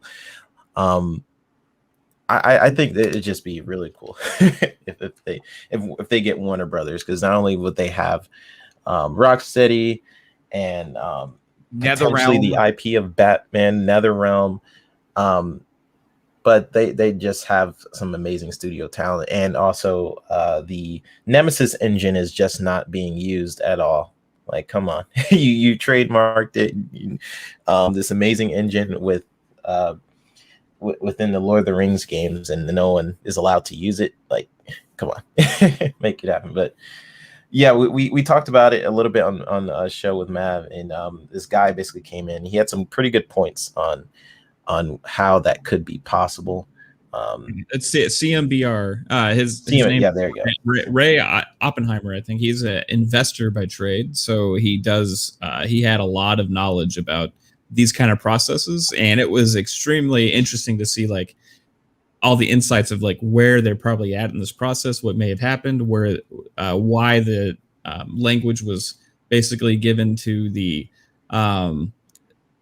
public as it was, without potentially before the shareholders had their vote and everything like that. So a lot of interesting tidbits there that he went into the possibilities that he changed my line of thinking mid-show, right, with a lot of extremely knowledgeable insights. So it's very possible right now. It sounds like something is going on, and we don't know if it's Microsoft or somebody else, but it may be for the best interest of those studios if something I put it this way: Microsoft, again, we learned of how serious they were when they spent $7.5 billion on ZeniMax. But we also knew that they weren't done and that they were potentially going to continue this onslaught when Satya Nadella himself, during a New York Times interview, said, "Why should we build a studio when we can just go out and buy one?" And that's just dropping it right on the desk. You know what I'm saying? Yeah, buy the whole building. Yeah, why build it when you can buy it? Hello, okay. It makes sense, Boom, too, for their strategy, because if you're actually going bigger and you're acquiring more and more, the management becomes a problem, because you can't micromanage everything within like one division. But if you actually have multiple subsidiaries that are actually independent publishers within the same umbrella, it's a chain of command.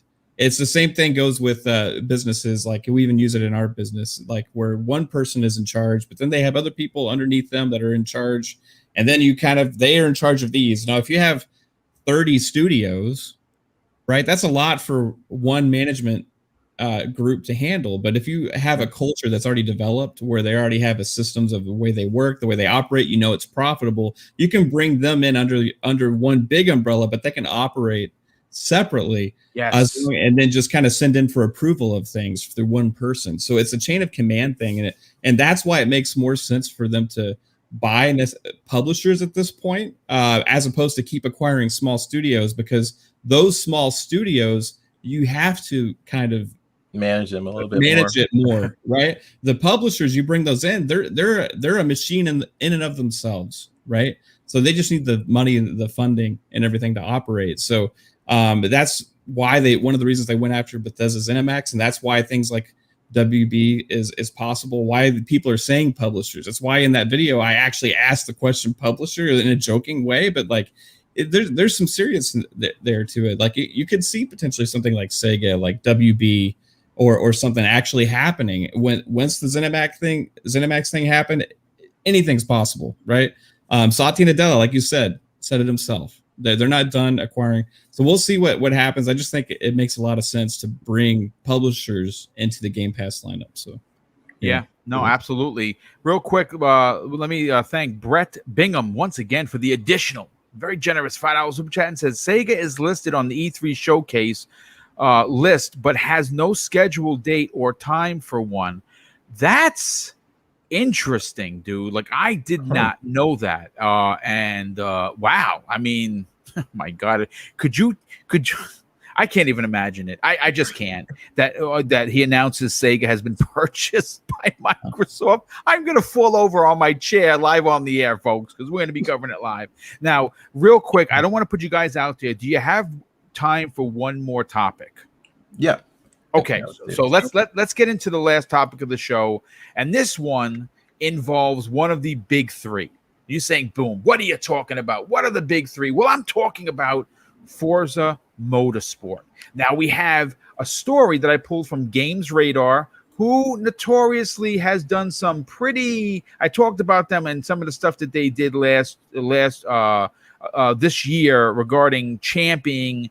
Which they just did, Sony for the generations, and completely throwing Microsoft under the bus. I probably should not have used their article because I gave them a click. I should have went with my friends over at VGC, where they had an article, but they wrote it, so I'm going to go with it. And of course, I'm talking about Forza Motorsport. And according to the article, there has been a huge, and they use the word huge in all caps, generational leap from previous games, and yes, the game is officially called Forza Motorsport. That simple. Now, like myself, if you are excited for Forza Motorsport on the Series X, developer Turn 10 Studios has announced more playtest sessions are on the way. Now, the first set of playtest sessions took place on May 8th, and those who were selected got a sample of a small part of the upcoming racing sim, specifically in the game's multiplayer modes. Now, players were able to experience the work that's gone into revamping and deepening the game's physics as well as its core gameplay. But if you happen to have missed out on the initial run, fear not, folks. Speaking on the Forza Monthly show for May, Forza Motorsport's creative director, Chris Isaki, shared that another playtest will take place this summer between June and September, and that the team will continue to have many open conversations with the Forza community. Asaki said that the first playtest resulted in a ton of great feedback from the community, and that it was based on that. Asaki himself is pretty sure everyone is super hyped and energized at the team and, of course, within the community. He also explained in this interview that the reason why only small parts of the game are being tested is so that the team can get critical feedback on focused areas that are particularly important to the team. Asaki also stressed that the conversations with the community will be ongoing and will be at the core to developing Forza Motorsport. And he said this, and I quote, "We really can't get where the team and the community wants to be without doing this all together." He continued, "We're working on things like track temperature and how it affects things like grip and tire pressure and tire wear. In addition, you can imagine how these changes in the time of day and weather will play a big part, along with the new tire wear modeling and all of the new compounds led to a much deeper driving and racing experience. I just want to reaffirm that the name of the game is Forza Motorsport. That simple, no sequential 8 after the title. It's really an all new Forza Motorsport experience." Mav, I got to go to you first on this. First of all, what they're doing over at Turn 10 has been, listen, I think it's already safe to say that they're going to continue holding the crown, the championship belt of racers. Now, I take nothing away from Polyphony, but they have in the past, in my opinion, really taken a step back when it comes to racing. I mean, back in the days, Gran Turismo was the king of racers. It is not the king of racers anymore. I would even dare say that Dirt 5, one of my favorite racers in the past 5 years, I would again dare say that it's even more fun for me than even Forza Horizon 4. And I love the Horizon series. I think that Polyphony, there's a reason why the game was delayed on the PlayStation 5. There's a reason why the game is going to be multi-plat now. I do not think that with what they're doing both at Turn 10 and, of course, the team that's bringing us Fable in Playground Games is going to have a chance. What are your thoughts on the new information from the game's director?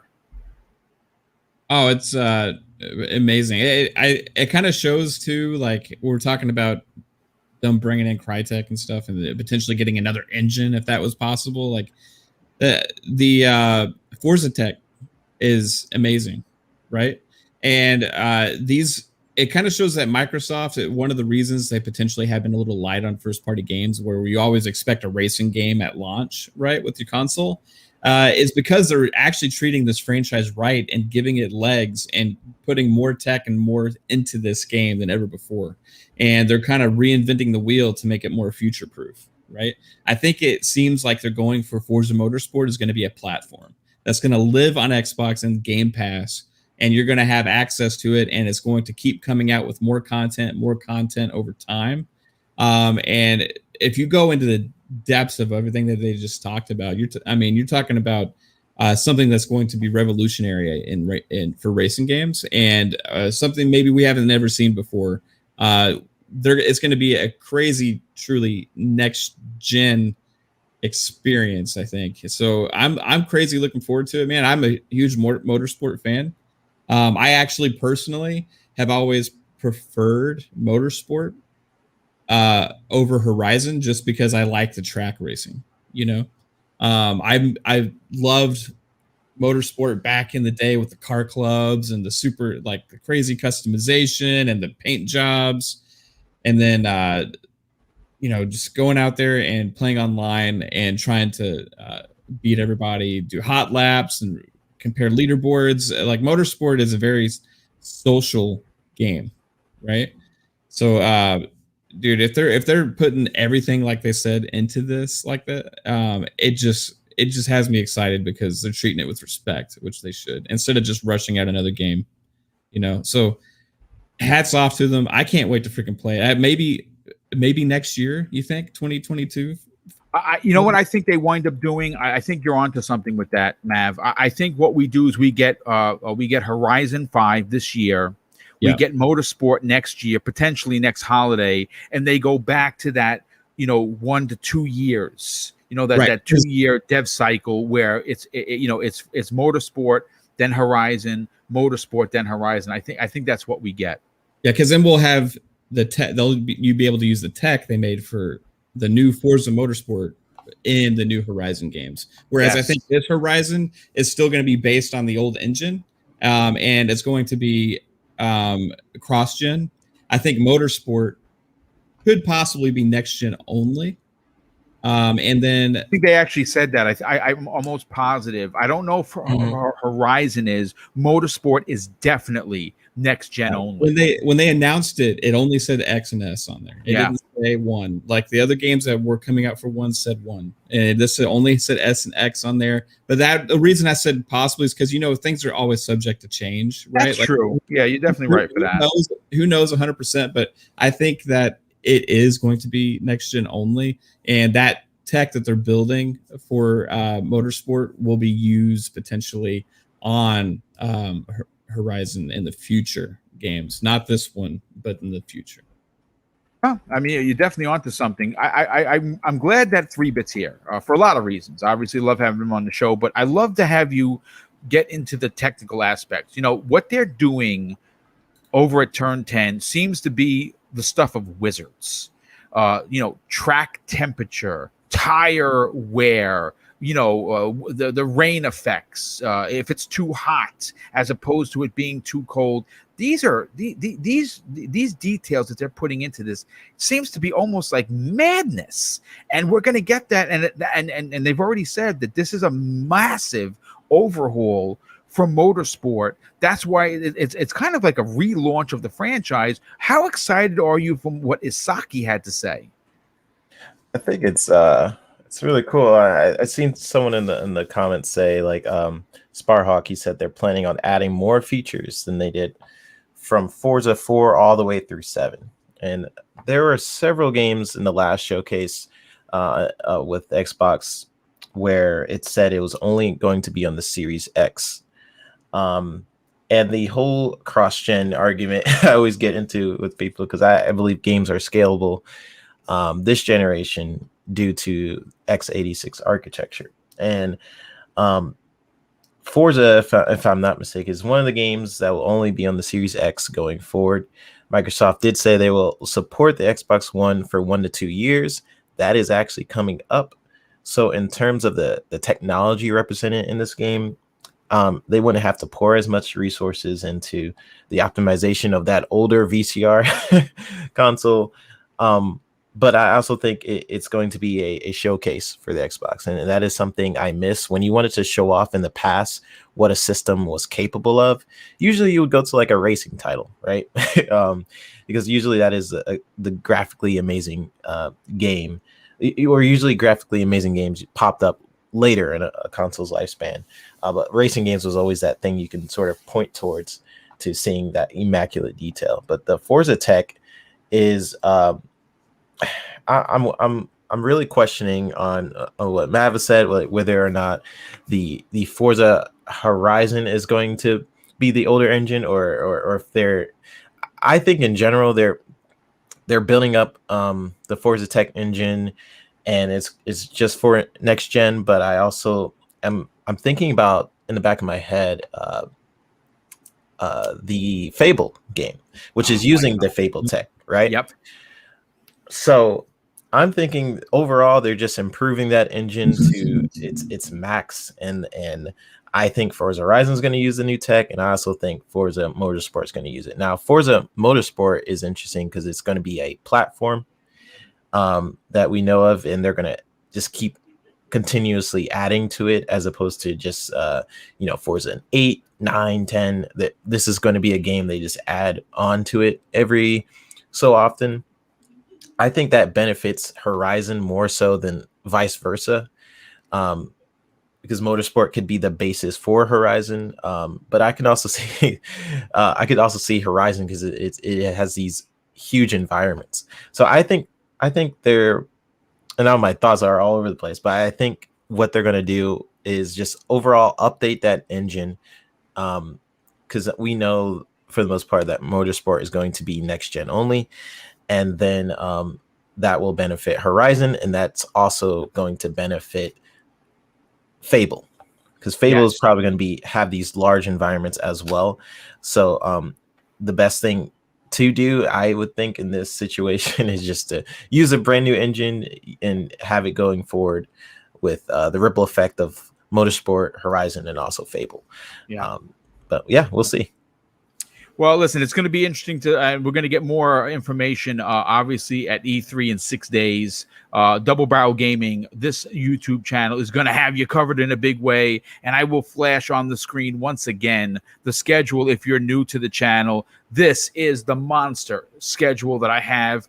6 days, 6 2+ hour shows, live coverage for everything E3 2021. So let's get to the outros, and I'm going to start with obviously Joe, Mr. Badbit.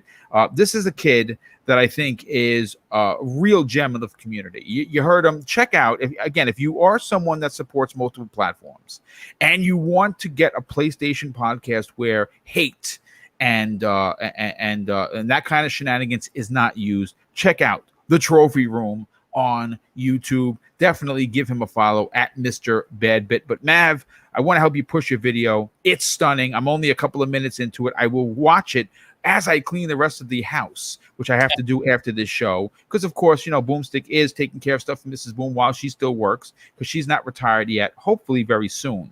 Tell everyone about where they can reach out to you on social media. Tell them about your show on Friday evenings with the Magnificent Seven, and tell them about your YouTube channel and the video you just dropped. Again, thanks for having me, Boom. It was a blast being here with 3-Bit as well. So first we'll say, hey, check out Fun Speculation on Twitter and YouTube. That's the name of the channel's Fun Speculation, where we have Xbox Ultimate Podcast Friday nights at 9 p.m. Eastern, featuring the Magnificent Seven. We have a blast on there. We're just talking all things Xbox with that podcast. As well as we have Fun Pop, which is going to be coming back after E3. We're super busy bringing you E3 coverage over this next week and a half or so. So Fun Pop is going to be coming back, and that's our podcast that talks about movies, TV shows, DC, Marvel, and all that kind of fun stuff. So check that out as well, guys. And I appreciate everybody who had tuned into this video that we put out yesterday. We did it as an instant premiere, which was the first time I've done that on the channel.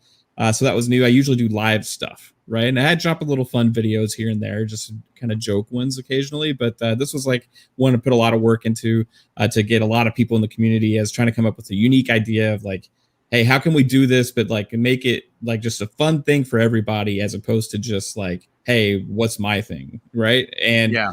I think that it was awesome when I reached out to people like you, Boom, and sent the DMs out. I just expected a few people to respond, right? But the amazing thing was just like everybody said yes, and I was like, oh my god, I got to make this thing happen. Like I got to do this. What did I just take on? You know what I mean? But I was like, right then and there, it hit me that this could be something potentially special for our channel and for the community. And I was like, I've got to make it happen. So last week I hadn't been streaming very much because I was just working on this thing, right? And it was so much fun. It was some of the most fun I've had since I started doing this almost a year ago. And I hope you guys, if you have a chance to check it out, it features a lot of awesome people like Mr. Boomstick, Colt Eastwood, Randolph, Thor, Joe, who was here earlier, the Lords, Lord Cognito, King David, my brother from another Pong Soul, and Steel Rain from Living Split Screen. There's just like a lot of awesome people that were willing to take their time and took part in this. I uploaded that. It's about almost an hour long. The master cut, which I will be uploading somehow, I got to figure it out because it's like 25 megabytes. I don't know how I'm going to do that. Is 5 hours long. So maybe I'll release it in pieces, but I want everybody to see the full interviews because there's a lot of other fun moments that were had in there as well. So check it out if you got time, guys. Appreciate it. And I appreciate you, Boom, giving me a chance to talk about it and also having me here as well. You guys all rock. Thanks, chat. Well, thank you, brother. Real quick before I get to 3-bit, I got to thank a couple of people in the chat. 108's Dragon TV drops a very generous $2 super chat and says E3 will be amazing. Xbox is going to crush it. Yeah, I agree right there. We also had a nice, very generous $10 super sticker dropped by DJ Birdo DOS. Welcome back, brother. Thank you for the generosity as always. So 3-bit, let's get you on out of here. Tell everyone where they can reach out to you on social media. Tell them about what you potentially can talk about, what you're working on, and more importantly, talk about your YouTube channel where people could tune in to what you got going on over there.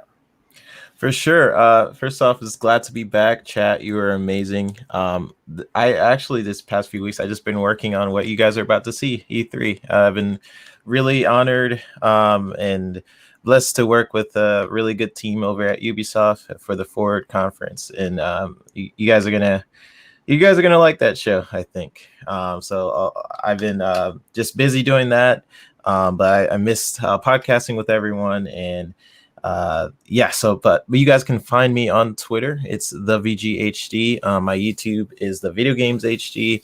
I've been busy, but some more content is for sure coming. And you guys need to definitely check out Mav's thing. It's really cool. And the Snyder cut of it apparently is going to be coming. So yeah, but yeah, always been a pleasure being on the show. Bad Bit, who's here, Mav, Boomstick's always a pleasure. So I'll see you guys on the next show. Yeah, as a matter of fact, let me just make that announcement. 3-bit is going to be joining us on a regular basis on the Tuesday show. That's right. He's going to be joining Mav and Zemi Games along with myself each and every Tuesday, and he's stepping down from the Thursday show due to some scheduling issues, but you're still going to get the developer content and behind-the-scenes info on the Xbox Factor Tuesday edition. So happy to announce that as well. And of course, I want to obviously say a big, huge thank you to the outstanding and almost ridiculous generosity that was shown today, and almost every live show that I do. The super chats are extremely welcomed. I am extremely humbled by the generosity, and I cannot thank you folks enough for supporting this old man's dream. Of course, I'm going to thank all the chat. We had over 500 people here today. That is epic, and I'm really grateful that people enjoy the content. If you are new to the channel, please consider subscribing, and more importantly, if you are already subscribed, consider hitting that like button. And of course, I'm going to close out the show with something that's important to me. Hopefully one day it'll be important to you, and that's something that my dad taught us when we were kids, and I think now more than ever it's ultra important. He said, son, treat others how you want to be treated. And also, it doesn't cost anything to be nice. You live by those rules, and I can guarantee you're going to have an awesome day. So take care, everyone, and we'll see you this Thursday on the newest episode of the Xbox Factor podcast.